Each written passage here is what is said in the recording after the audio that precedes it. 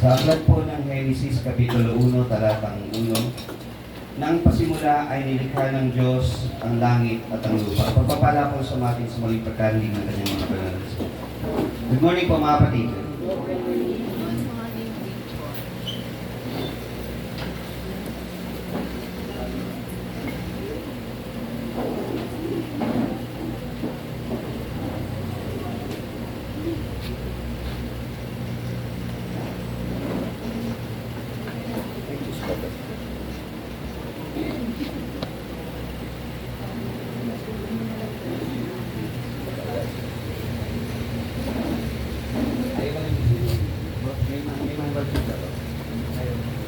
Yung okay. Isa na lang.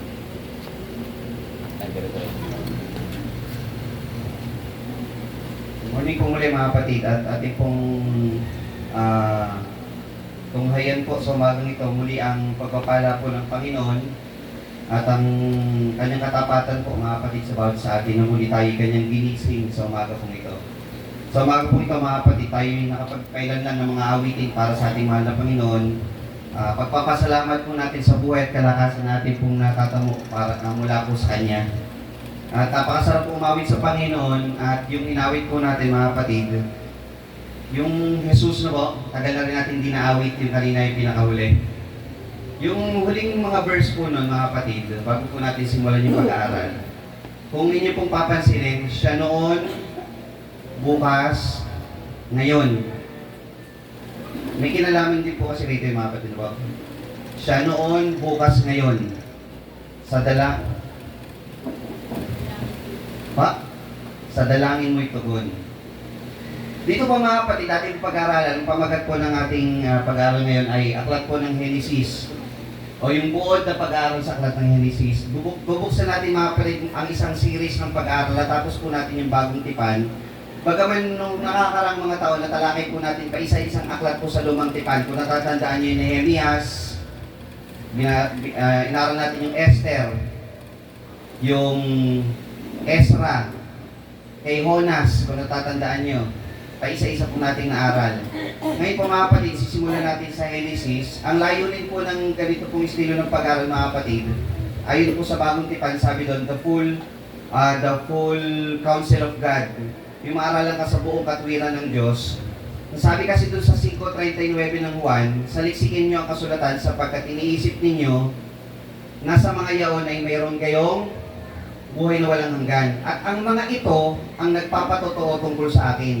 Pagka inaral daw natin salita ng Panginoon, yung kasulatan, yung mga aklat, lalo itong magpapakilala o malalo nating makikilala dahil ito'y nagpapatotoo tungkol sa ating Panginoong Yesus.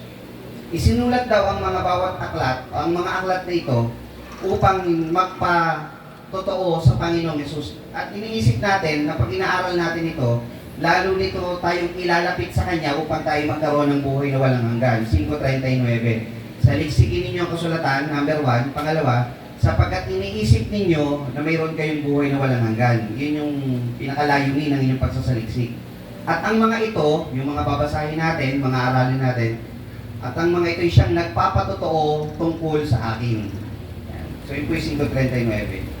Ngayon po mga kapatid, hindi natin babasahin lahat po ng talata dito sa bawat aklat kasi tulad po nitong Genesis, meron po itong 50 chapters. Kukuhanin lang po natin dito mga kapatid, kumbaga sa piloto na nakasakay po kayo sa aeroplano, yung mga landmarks lang kasi hindi natin makikita yung bawat tindahan di ba? Pag nakasakay sa aeroplano, makikita lang natin landmark. O, pag tumingin kayo sa kanan, makikita nyo to. O, tingin kayo sa kaliwa, ito naman ang makikita nyo. Parang naglalakbay naman kayo sa bus din, di ba? O, mga pasahero, tingin kayo sa kanan, nakikita nyo dyan yung ganitong building o ganitong kapatagan. Yan yung lugar na ganito. Kapag umaandar yung bus, tingin kayo sa kaliwa, makikita nyo naman yung ganitong lugar. Yan naman yung barangay ganito. Halos ganun po yung magiging buod ng storya natin. At ang isa pang layunin, mga kapatid, ng ating pag-aaral po sa bawat aklat po sa lumang tipan, hanggang makarating po tayo ulit ng Apokalipsis, ay upang makita po natin kung ano yung layunin ng Diyos din sa pagkakasulat ng bawat aklat. Ano din ba yung mga bagay na dapat nating matutunan sa mga aklat na ito, mga aral na kanyang nais ituro sa bawat sa atin na dapat nating matutunan. Pangatlo, mga kapatid, isa pang bahagi po nito ay yung mga pangako ng Panginoon sa bawat isa sa ating mananampalataya na mambabasa o mga naniniwala sa ating Panginoon. Kasi mga kapatid, marami pong mga tao, hindi mas marami, no? Marami rin. Maraming tao ang hindi naniniwala sa Diyos. Meron pang isa naniniwala sa Diyos pero hindi siya kinikilalang Diyos. Alam nila may Diyos pero hindi nila kinikilala yung Diyos. Parang ganito, basta ako magsisimba pag birthday ko. Maayos pa na namin. Bakit? Birthday ko ngayon, magsisimba ako eh. Alam niyo yung mga ganong klase na ano po, pananampalataya. Ang Diyos sa kanila ay para lang magpasalamat ka pero hindi para paglingkuran. Yung Diyos na kinikilala nila is Lord for just the blessings, not God to be served. Ganon yung paniniwala nila. So tayo mga kapatid, ang paniniwala natin, itong Diyos natin kinikilala ay siya rin yung lumalang ng lahat ng mga bagay. No? Sabi po dito, buod na pag-aaral sa aklat ng Genesis. Ibubuod lang po natin yung pag-aaral natin dito sa unang aklat sa Biblia. Meron din po ako sa inyo mga kapatid na ibabahaging preview. Parang trivia, no?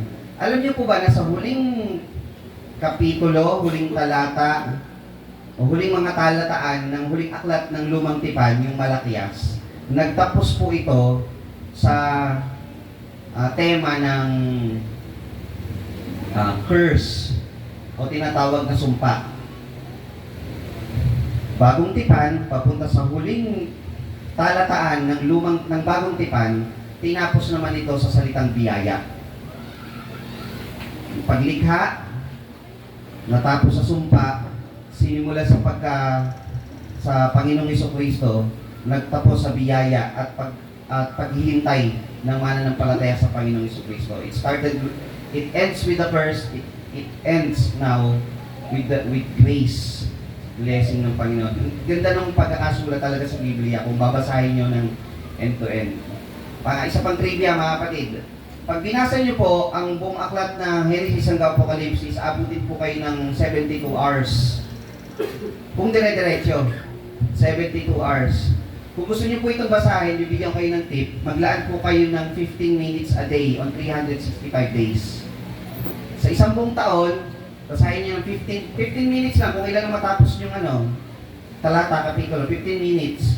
The next day, 15 minutes ulit yung magbasa. Matatapos yung buong aklat ng Biblia. 72 hours po yun. 15 minutes a day sa isang taon. Ngayon po mga kapatid, malamang ay mahirap din talagang gawin niyo yun. Paisa-isa talaga po talaga ngayon. Commitment yun. Ngayon, ang gagawin natin, unti-unti natin mga kapatid. Genesis, na susunod na pag-aaral o pagtuturo, Exodo naman.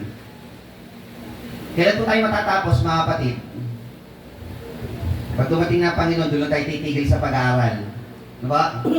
Kaya habang hinihintay natin ang Panginoon, aralin natin ang aralin. In God's grace, natapos natin yung Apocalypse ulit. Per chapter naman tayo. Chapter 1 ng Genesis, sunod na pagtuturo, chapter 2 ng Genesis. Hindi tayo maubusan ng topic sa pag-aaral mga kapatid habang inihintay natin ang mahal na Panginoon. Handa na po ba kayo mga kapatid? Yan yung ating pong magiging commitment po ng pag-aaral sa Biblia. Ngayon po mga kapatid, sa aklat po ng Genesis, ang sabi po dito, nang pasimula ay nilikha ng Diyos ang langit at ang lupa. Ang ating pananampalataya, ang ating saligan ng pananampalataya mga kapatid, kailangan po sa talatang ito ay malampasan natin.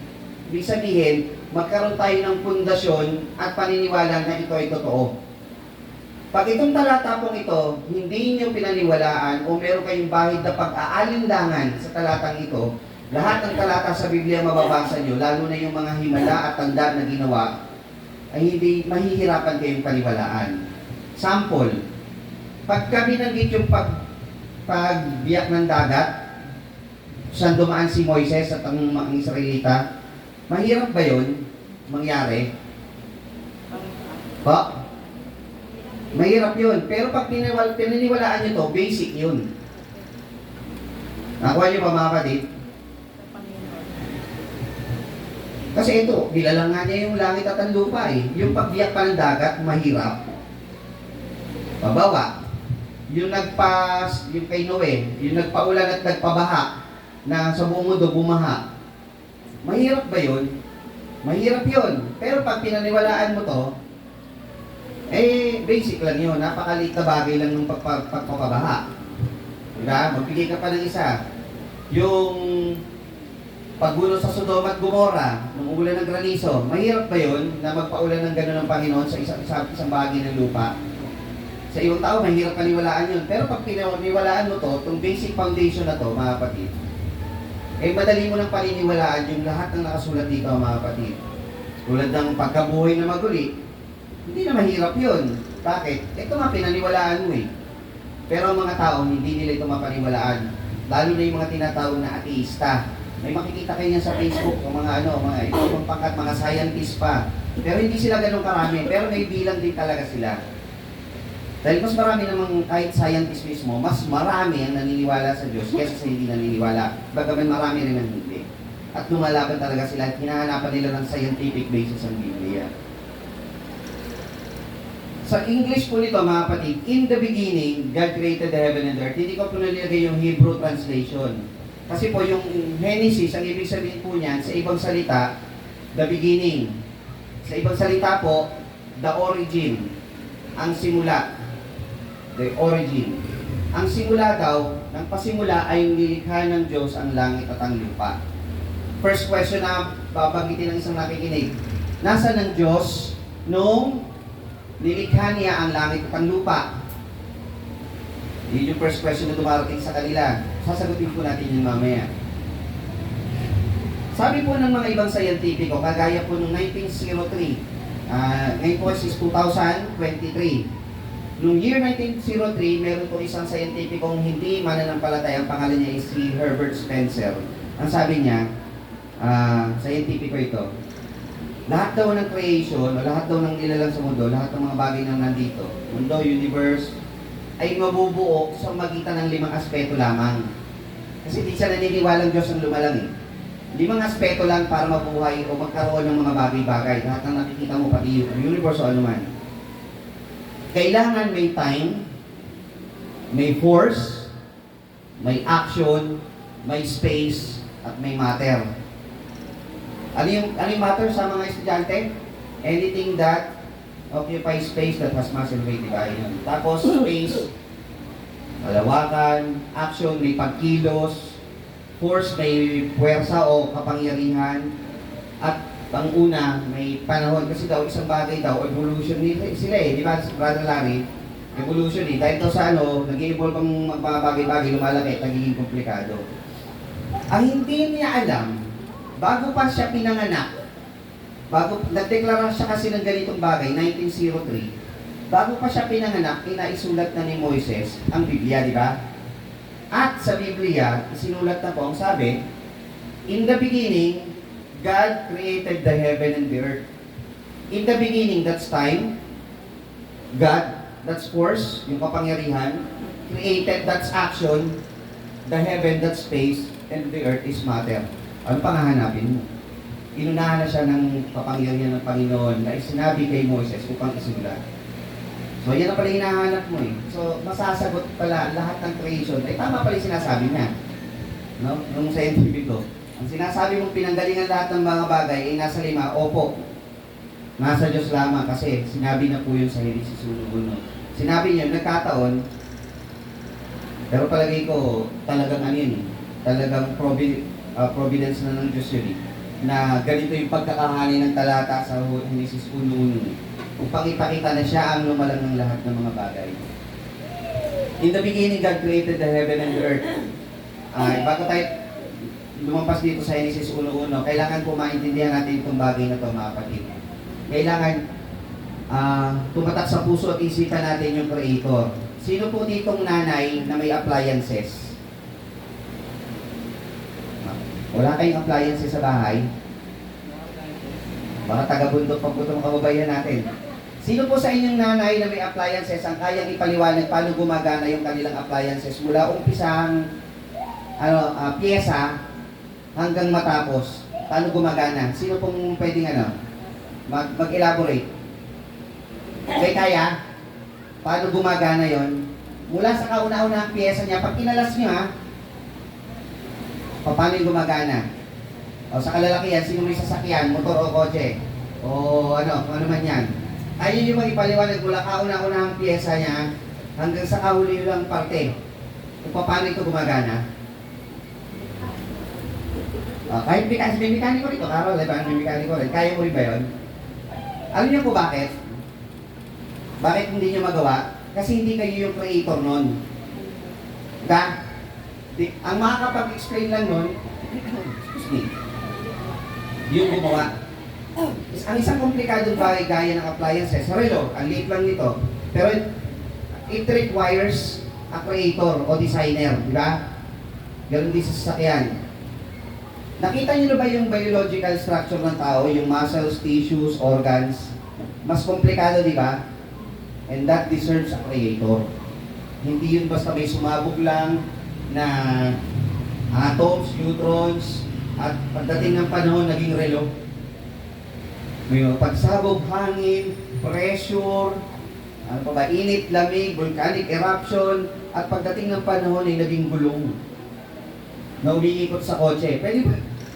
Parang yung logic talaga mahihirapan kang ano yun eh. Pero pag pinaniwalaan mo, in the beginning, God created the heavens and the earth. There is a creator and designer sa isang komplikadong bagay which is the universe or the earth. Pangatlo, sa Big Bang Theory naman sa scientifico, maliit na atom lang daw yun eh, isang parang dirt. Ay sumabog, lumaki ng lumaki. Yung dirt na walang buhay, inanimate object. Tapos, nagkaroon ng tao, nagkaroon ng buhay sa isang bagay na hindi nabubuhay. Dahil sa mga pagsabog at kung ano-ano, at naging komplikadong organs natin. Yung logic, pero pag pinaka ito, ang dali-dali eh. Ako, nilalang ng Diyos. Diba? Ang isang komplikadong pagkatao ko natin, yung mundo na ganito ang hati ng tubig at lupa, paano ang direksyon ng hangin, paano ang weather system, pag-ikot niya sa araw at gabi, panahon, paano yung, ang tawag dito, life cycle ng mga bata, pinag-aralan yan, di ba? Yung uod, kinain ng ibon, yung ibon, kinain ng ganito, hanggang kinain ng mas malaki sa kanya, predator, di ba? Yung ganitong sistema na napaka-komplikadong bagay, it requires a creator, which is God. Mga kapatid, yan dapat nating matindaan dyan. Hindi ito kayang gawin ng isang bagay lamang na nangyari lang, kundi may designer doon. Isa pa. Ngayon, tanong, nasan ang Panginoon nung nilalang niya ang langit at ang lupa? Sabi po doon sa awit 92, bago nalabas ang mga bundok, bago mo nilikha ang langit at ang sanglibutan, mula sa walang pasimula hanggang sa walang hanggan, ikaw ang Diyos. Ang Diyos ay nasa labas ng panahon. This is time, this is space, this is the universe. Outside siya nun. Hindi mo siya kayang limitahan. Wala siya doon. Hindi mo siya kayang bigyan ng, ito ang kaya lang natin from day 1 hanggang day 90, day 100, year 100, ganong taon ng buhay, di ba? Nung Matusalem, 969. Ang Panginoon, walang day 1. Wala siyang pasimula, walang hanggan. Matatapos ang lahat, ang Diyos nandun pa rin. Wala siya doon kasi nilalang niya yun. Diba? Halimbawa, yung projector, ang gumawa ng projector, wala sa loob ng projector, nasa labas. Diba? Yung mundo, yung lumalang ng universe, wala siya doon, nasa labas siya noon. Ganon ang Diyos. Hindi mo siya kayang limitahan. He's outside time, outside the universe, and outside any matter. Hindi mo siya pwedeng limitahan. Diba? Sabi doon sa pahayag, ako ang Alpha at ang Omega, ang una at ang huli, ang pasimula at ang wakas. Sino nagsasalita dito sa Apokalipsis 22:13? Ang Panginoong Hesukristo.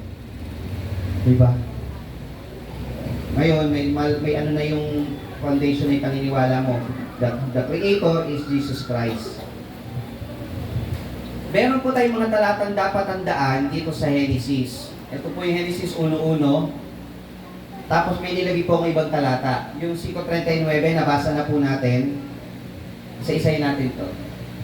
5:39, salisigin ninyo ang kasulatan sapagkat inisip ninyo na sa mga yan ay meron kayong buhay na walang hanggan at ang mga ito siyang nagpapatuto tungkol sa akin. 46. Sapagkat kung kayo'y nagsisampalataya kay Moises, ay magsampalataya kayo sa akin. Sabi ng Panginoong Hesus, sapagkat tungkol sa akin, siya'y sumulat. Kung magkaiba ang ama at ang anak, si Moises sumulat para kanino? Tungkol kanino? Sa Panginoong Hesukristo. Nabubuhay na ba yung salitang Panginoong Hesukristo sa lumang tipan? Puro sa Diyos Ama, puro sa Diyos yun, di ba? Ang Diyos, ang Panginoon. Pero kiniklaim ni Jesus Christ yun. Meaning, kiniklaim niya na siya yung Creator. At sinabi niya sa kanila, ito ang aming mga sagdan, sinabi ko sa inyo nang ako'y sumasa inyo pa, na kinakailangang matupad ang lahat ng mga bagay na nangasulat tungkol sa akin sa kautusan ni Moises, sa mga propeta at sa mga awit ang magsasalita ulit ng mahal na Panginoon. So yung pagsulat ng Genesis, Exodo, Levitico, mga bilang at iba't ibang mga aklat pa ay tungkol sa Panginoong Hesukristo. Genesis 3:15. Ito po mga kapatid, ang summary, isa sa mga summary din ng Biblia. Meron po dalawang talata na makikita mo yung summary ng buong Biblia. Number 1 is John 3:16. Number 2, itong Genesis 3:15. Sabi po sa Genesis 3:15, at pag-aalitin ko ikaw at ang babae at ang iyong binhi at ang kanyang binhi at itong dudurog sa iyong ulo at ikaw ay dudurog sa kanyang sakong. Nung nagkasala si Adan at si Eva, pinarusahan ng Panginoon ng Diyos yung ahas. Ang sabi niya sa ahas, pag-aalitin ko ikaw at ang babae, ang iyong binhi at ang kanyang binhi. So there will be a seed. English na natin. And between thy seed and her seed, meron daw binhi doon sa babae na usbong. Ito yung dudurog sa iyong ulo, dudurog sa ulo ng ahas. Sa bagong tipan, pinakita doon na dinurog ng Panginoong Jesucristo yung Satanas o yung Diablo. At yung Diablo naman, anong gagawin ng Diablo, mga kapatid? Diba? Yung Diablo, anong mission niya kasi? Ang Diyos, magkaano ng binhi na papatay sa akin. Gagawa siya ng paraan. Pasukan niya si Cain para patayin si Abel. Baka na kay Abel yun eh. Diba? O, pasok siya dun kay Paraon para lipulin ang Israel. Pasok siya doon sa aklat ni Esther para lipulin yung mga Israelita. Pasok siya sa Pilisteo para lipulin yung mga Israelita. Gusto niya kasi ma-prevent yun. Pero ang Panginoon gumagawa ng paraan para matupad yung kasulatan. Makikita nyo, laging gagawa ng paraan ng Panginoon para mabuhay yung binhi. Hindi niya papayagang ang Israel ay malipol. Kasi sa binhi ni Huda, binhi ni David, manggagaling ang tagapagligtas. So yun yung istorya ng Biblia. Makikita nyo, pag binasa nyo tuloy-tuloy, may kasamaang gagawin, sasakupin ng Israel, magpaparating ng hukom, di ba? Para iligtas yung Israel. Paparating ng hari. Ganun yung istorya hanggang makarating sa bagong tipan. Hanggang sa pagdating sa bagong tipan, sinabi ng Panginoon, tinapos niya na yung kamatayan. Ito naman yung Roma 8:28 na life verse ko din, mga kapatid. Pag binasa niyo yung Biblia, aklat ng Genesis, ito rin yung ating matututunan. And we know that all things work together for good. Lahat ng mga bagay inilalang ng Diyos para sa ikabubuti. To them that love God, to them who are called according to His purpose, ayon sa kanyang nasa. So ang Panginoon, lahat ng mga bagay daw ay nagkakalakip na mabuti ayon sa nasa ng Panginoon. Pag may nangyayari isang bagay, may purpose ang Diyos yan. Kagaya nung kay Moises, napunta siya sa Ehipto. May purpose ang Diyos bakit siya napunta sa Ehipto. Si Jose, doon siya pinagpili, di ba? May purpose din. Okay, dito pa, buod na natin yung aklat. Meron po ang sumulat si Moises. Meron po itong 50 chapters. Meron po itong 1,533 na talata. Ang susing talata po nito ay nasa Genesis 1:1. At ang tema ng aklat, paglikha. Paglalang, o the origin o the beginning. Mula chapter 1 hanggang chapter 11, ang aklat po ng Genesis ay mahati po natin sa outline na dalawa. First outline, chapter 1 to chapter 11. Second outline, chapter 12 hanggang chapter 50. Yung chapter 1 to 11, ang binubuo po nito ay pasimula ng sansinukog o paglalang ng Diyos sa sanglibutan. Nandun yung pasimula ng tao. Sino po yung unang tao? Adan at si Eva. Pasimula ng kasalanan nung pumasok yung ahas at nilinlang o tinukso si Adan at si Eva. Yung malaking baha kay Noe, pasimula ng human organization, yung panahon na nagtayo na sila ng Torre ni Babel. Dito pala sa kay Noe, tandaan niyo mga kapatid, nung si Adan at si Eva nagkaanak na, si Cain at si Abel, di ba si Cain umalis na, dumami na yung mga tao nagkasala, nilipol na ng Panginoon. Meron na lang pong natirang ilang kaluluwa doon sa baha. 8. Doon sa 8 yun na yung pupuno sa buong lupa. Si Noah, yung asawa niya, si Sem, si Cham, si Japet, saka yung mga asawa nila. So 8. So kay Sem, Cham at Japet namang gagaling ang mga sibilisasyon, doon din po nanggaling yung ibang parte na nagpasimula ng Torre ni Babel. Doon din sa, ano po yun, sa lahi na yun. After ng Torre ni Babel, di ba, ginulo na yung wika, naghiwa-hiwalay na sila. Natatandaan niyo po?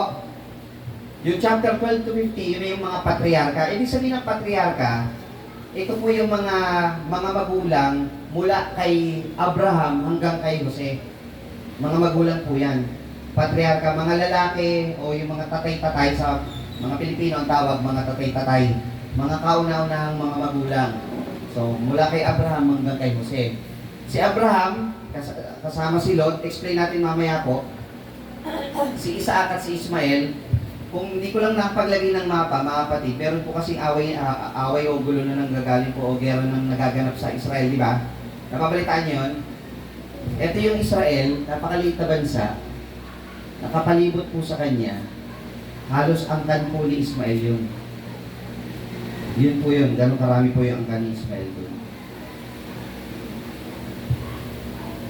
Jacob, Israel, si Jacob at si Esau na anak ni Isaac. Si Jacob, ang naging pangalan niya na di ba si Israel? At yung 12 tribes o 12 angkan niya. Sa amin na rin po dito, yung hula sa 12 angkan, ito po madalas nalalampasan yung hula sa 12 angkan dahil pag yung hula ay napaksa po yan, maintindihan nyo rin yung mga masusunod na pangyayari sa mga kalagitnaan aklat ng Biblia. Tapos si Jose sa Egypto, na si Jose naman ang naging tulay papunta doon sa pangalawang aklat, yung Exodo.